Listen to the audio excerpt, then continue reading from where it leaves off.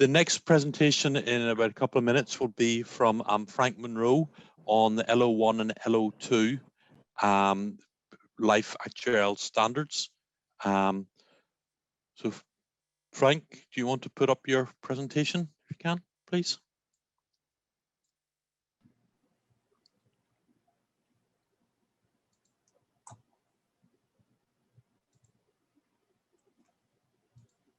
Yeah, just doing so, sorry.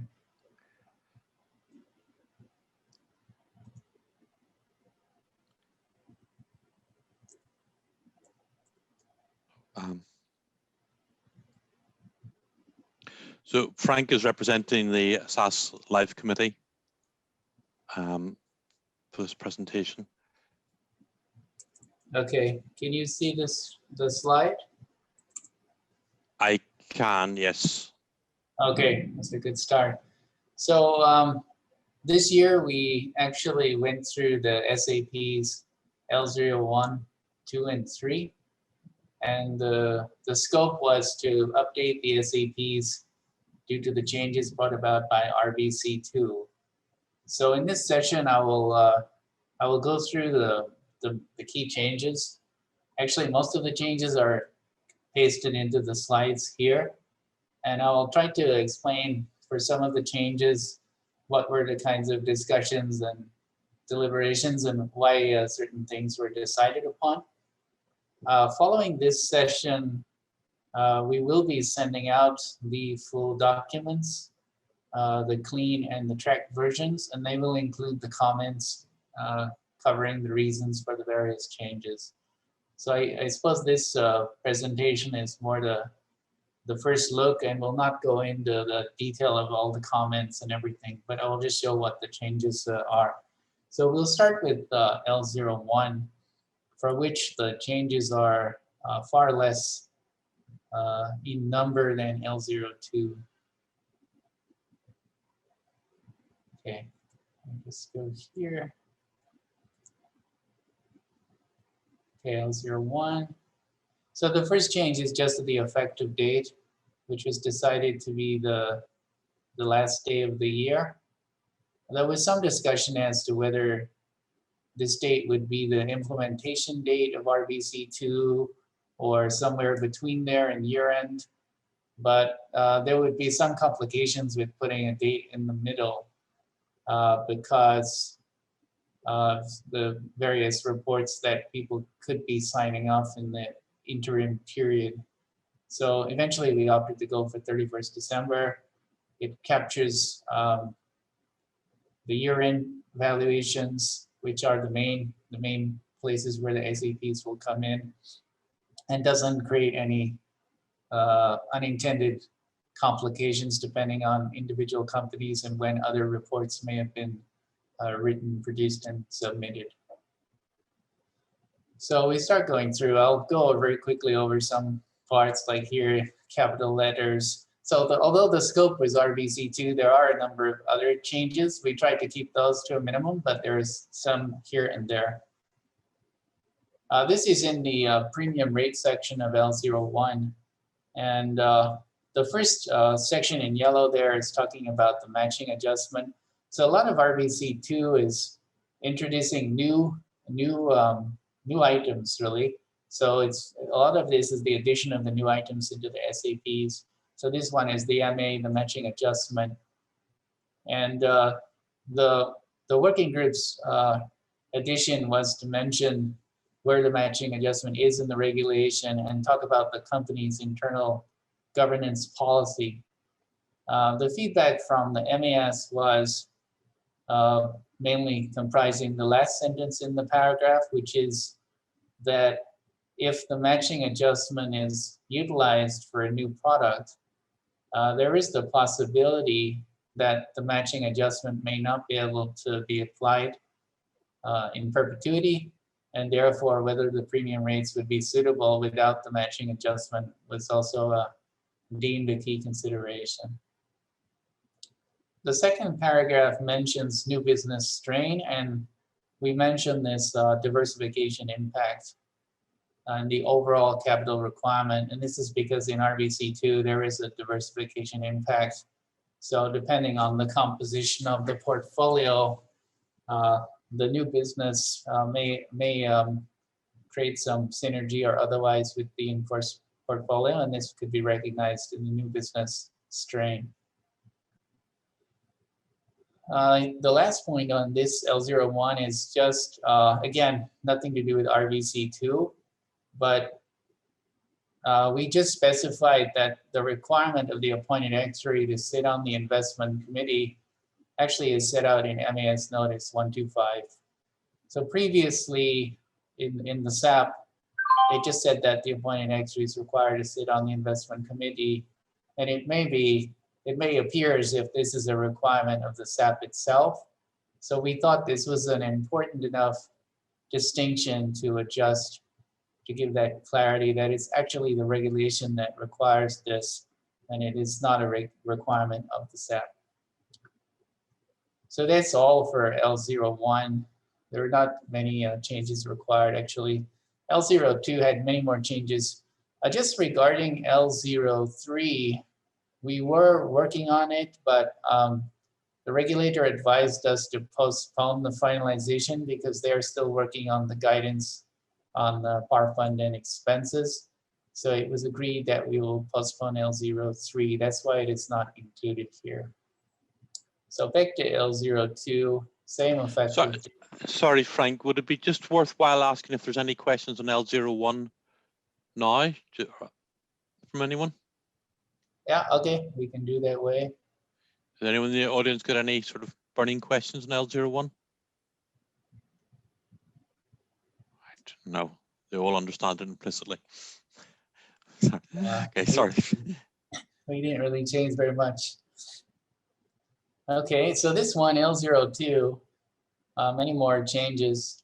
This page is really just tidying up some of the language.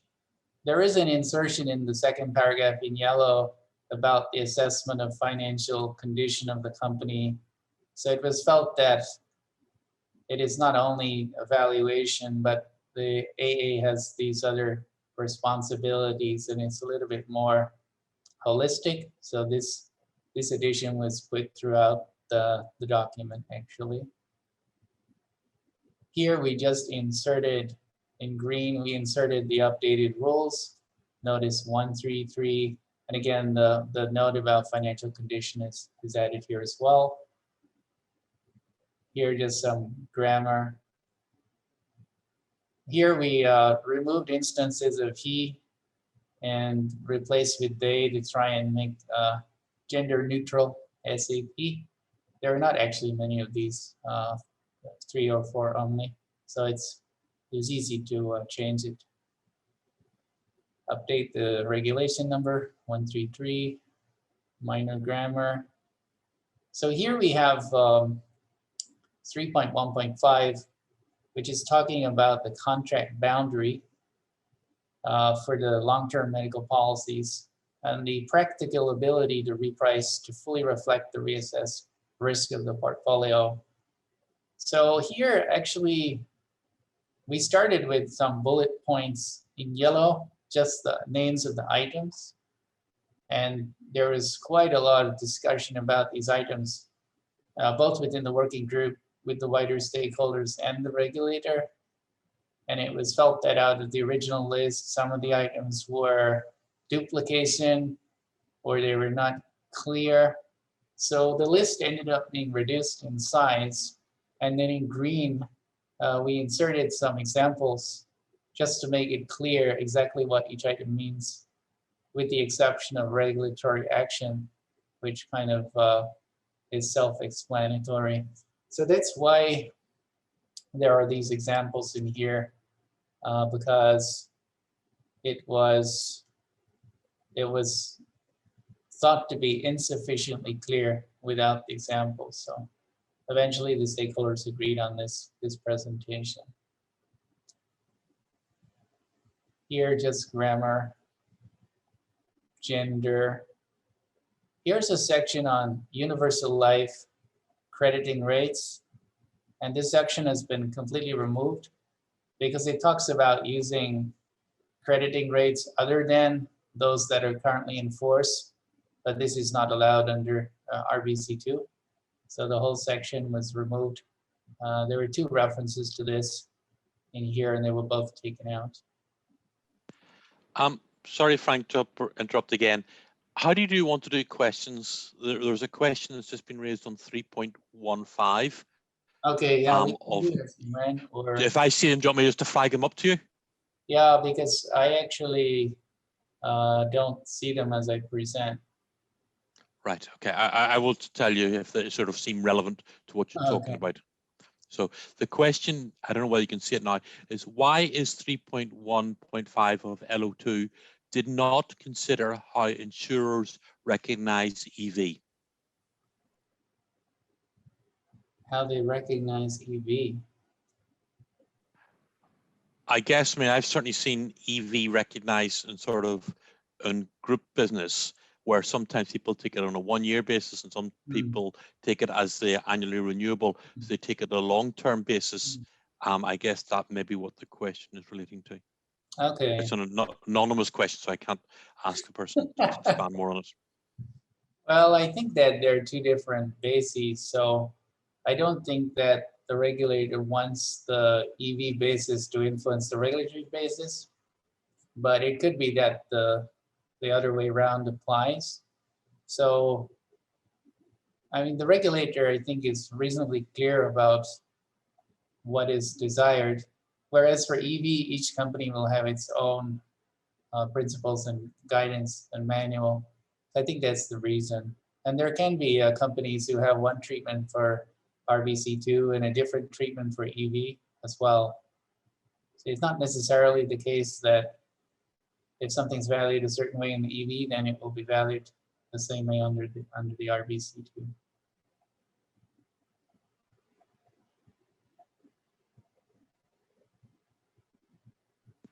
Okay, I think that's the only question today. Okay. So just want to tell you.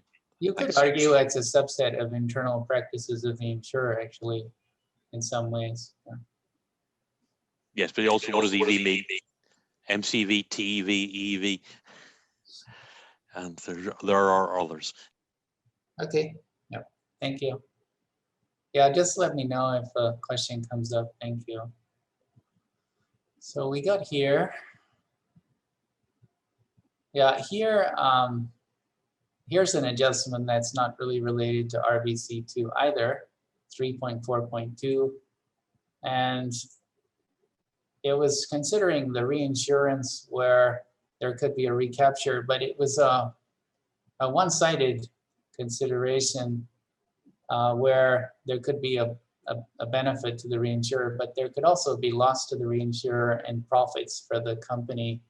And we may not want to recognize such perpetual profits in the valuation. So this was made more symmetrical, in short.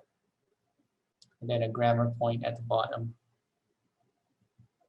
This comment here, 3.9.2 in green, was requested to be added by the MAS, just the additional factor of policyholders' reasonable expectations that was inserted. Again, not really related to RBC2 here. Down here at the bottom of 3.10.4, there's a green addition on negative non-unit reserves being allowed to offset unit reserves of the policy. So what happened here was, originally this green item was not there at all, and the regulator requested during that session that we put the rule as it stands about recognizing to the extent of the surrender value, surrender penalty. But we felt that to the extent that we can, we do not want to put the rules as they are today, because if the rules are revised, and of course this would need to be revised also. So we just mention any limit imposed by regulation more generally. This section is a new section. Sorry, Frank, there's a question. How will the latest update in MAS 320 expenses to be charged to the power fund affect L02?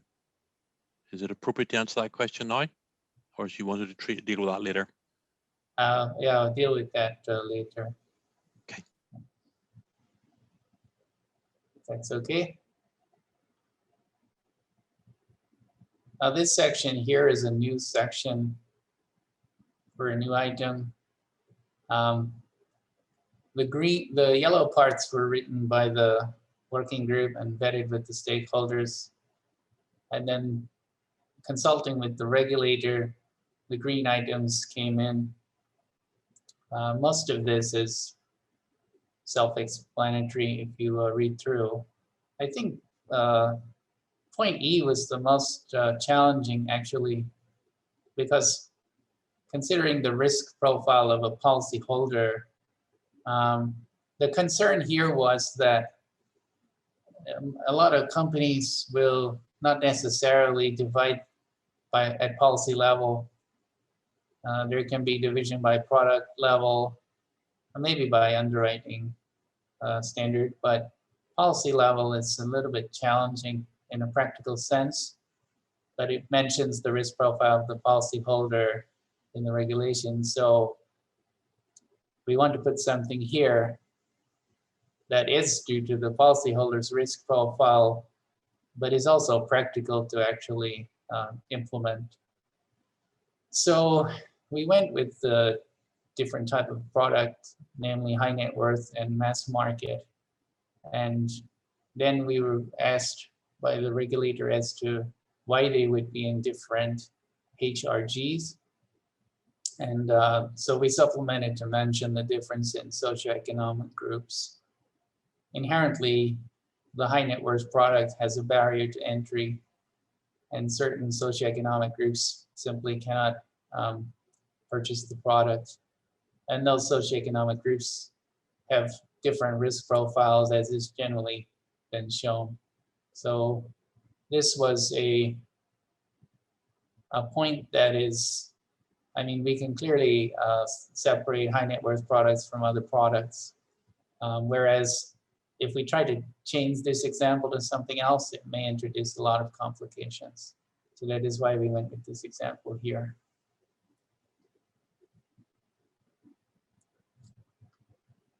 This section is just an update in line with the regulations. Again, the yellow is the working group's initial sentences, and the green was added by the regulator. So there is nothing too controversial here. It's just some grammar. At this point, 4.7.3 regards to cliffs with regard to surrender options. And so this thing was already there. And then there was a question from a stakeholder about grading to 0, why we necessarily grade to 0 as the cliff approaches and remain at 0 just before the cliff is reached. So this is just before the kind of the optimum time to surrender, if you will, or withdraw. And the argument for a non-zero rate was that although it may be economically sensible to wait and withdraw surrender at that point, there could be other reasons for surrender driven by necessity or other factors, and therefore it may not be exactly 0, the surrender rate. So we just replaced the word with should here, just to allow that flexibility for somebody to use a different rate with a justification, but we did not want to rewrite the whole paragraph, so we've thought this was the easiest and smoothest way to facilitate this suggestion. Grammar here. This point, 4.9.6, there was a comment that you can see here about this appendix 3.8.20 about expenses and expense overruns in particular. And the question was whether there should be guideline around expense overrun reserves. So we thought this point is Again, it's not per se related to RBC2, and it's also not a small matter. It's quite a significant question. So this will actually be taken later on. So the urgency now is to update the SEP for RBC2 because that's now the regulation. Subsequently, we will probably come back to this point in the next version, and we will put something about this one. Grammar here, just grammar, same here and here. Now the section 4.13, the pad, was probably the section where the most discussion took place. The first paragraph is just to add the word fluctuation, because previously it said misestimation only. But of course, the future emergence of experience may be different due to random fluctuation. It's not just misestimation. The paragraph 413.2 is just, it's reworded, but it's the same meaning. The wording was perhaps a little clunky in places. So it was just adjusted for the ease of reading and understanding, basically. Now we come to the section where there were quite some modifications. So 413.4, the first thing that was apparent in this section was that there were references to interest rates and assets and ALM and this type of thing.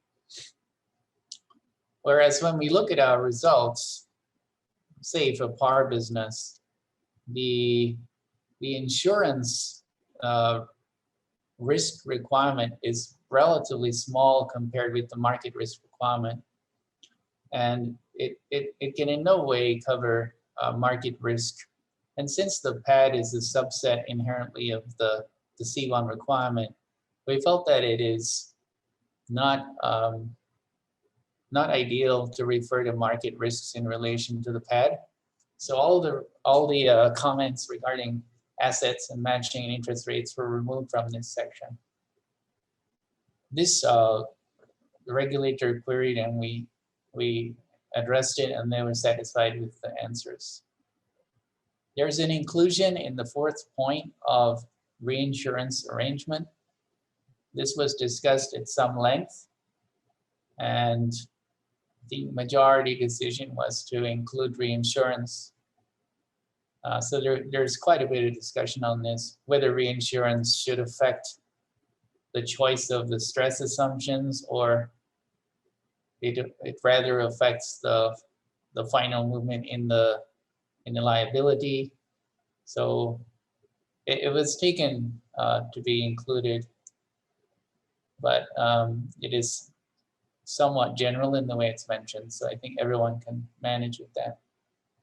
The paragraph in the middle is taken from the International Actuarial Association, not in the sense this paragraph is copied, but they have a note on liabilities with advice and guidance on pads and how to set pads. And the regulator had requested that we study this document.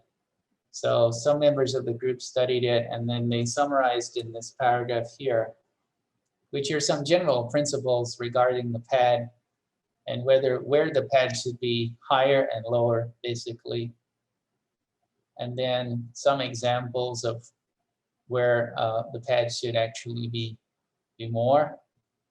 There was, in this document, there was one dangerous point that we opted not to retain, which said something like the pad should be larger the longer the policy term.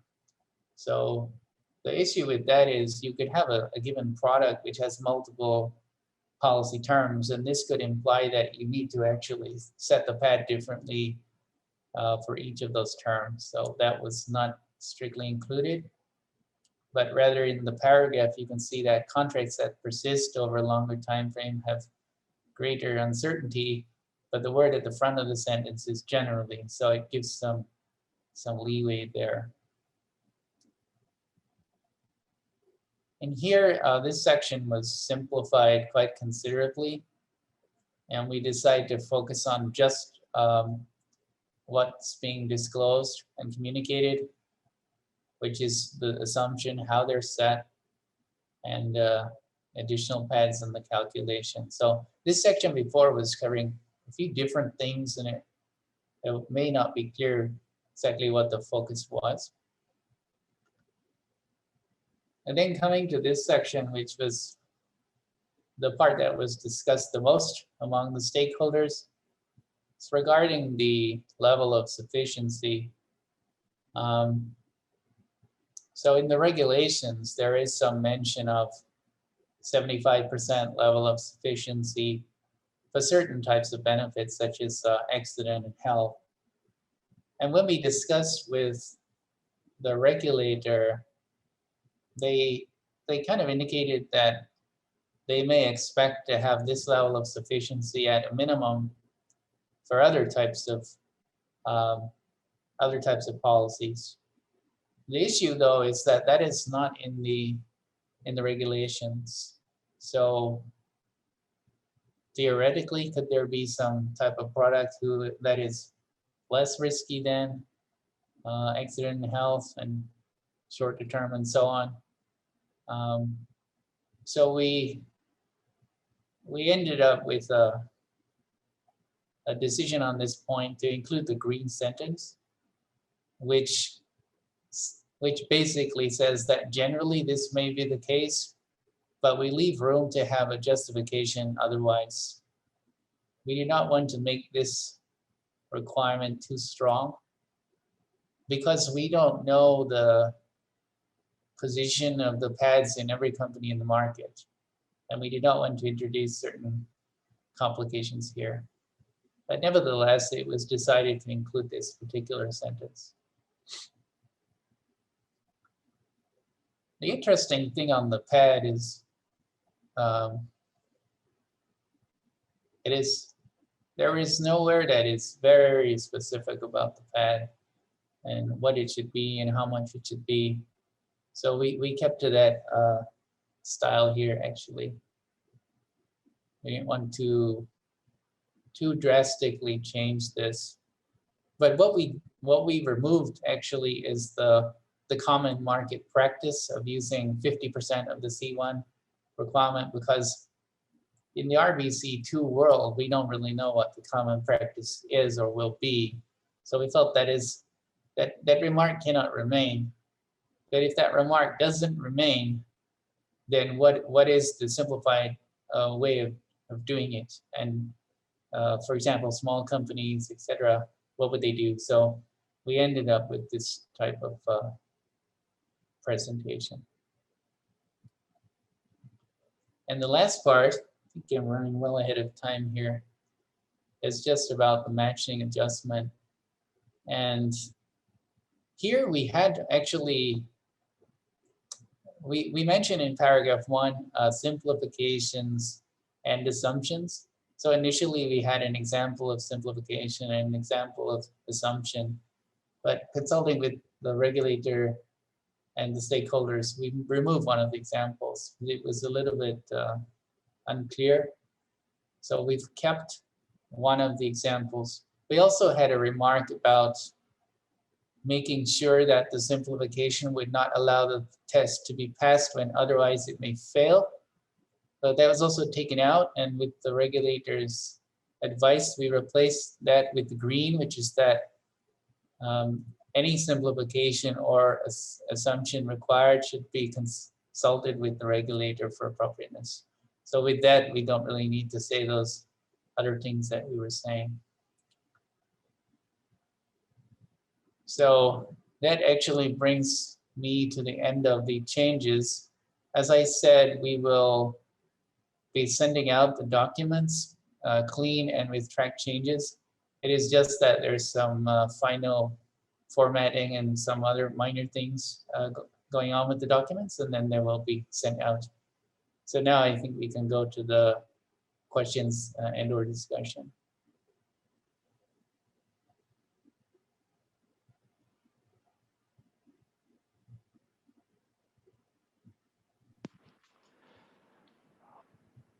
The only question, Frank, that I can see at the moment is the question about how will the latest update in MAS 320 that expenses to be charged to the power fund affect the L02? Okay.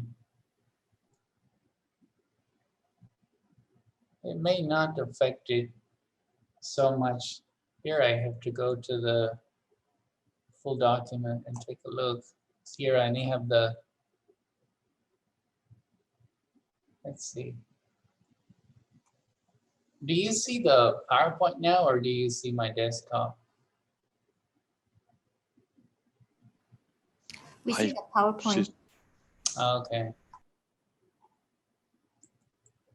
Okay. Now this one I will have to take a look through, but the main ramification on that front was L03, where we actually have to hold it back.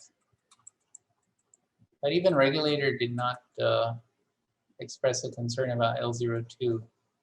So I think when expenses are mentioned in here, it is in a more general context. I don't think it's so specific in any of the areas.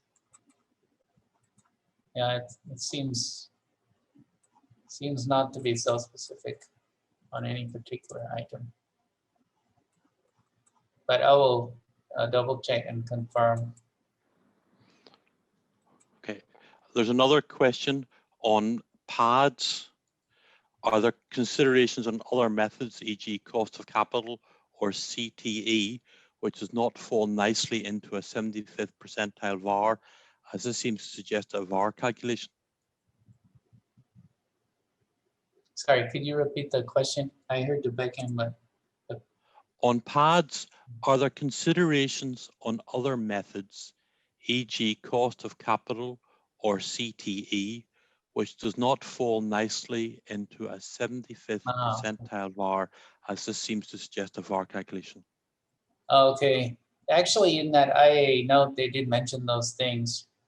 We decided not to put those in here because our understanding was that this may not be a commonly used method in Singapore. But yeah, I guess it could be used, but we didn't want to include it in here because it seemed more relevant in certain other markets actually. Okay, thanks. Another third question. Can we just understand why 50% of C1 margin for pad was removed? Yeah, that is because previously that was referred to as the common market practice. And indeed in RBC1, you could say there's a long history of using that. But when we go to RBC2, we no longer have a history of anyone using anything. So we're not in a position to say what is the common market practice under RBC2.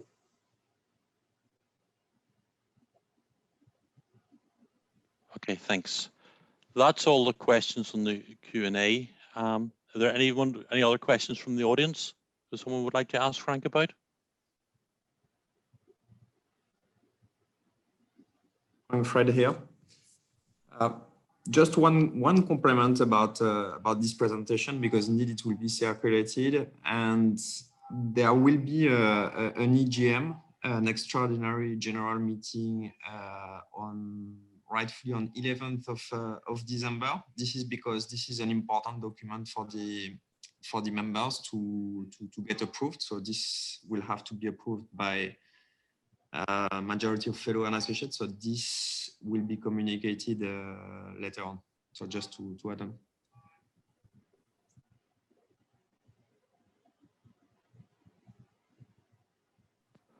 Okay, I think that's it, Frank. Thank you very much for the presentation. Okay, thank you.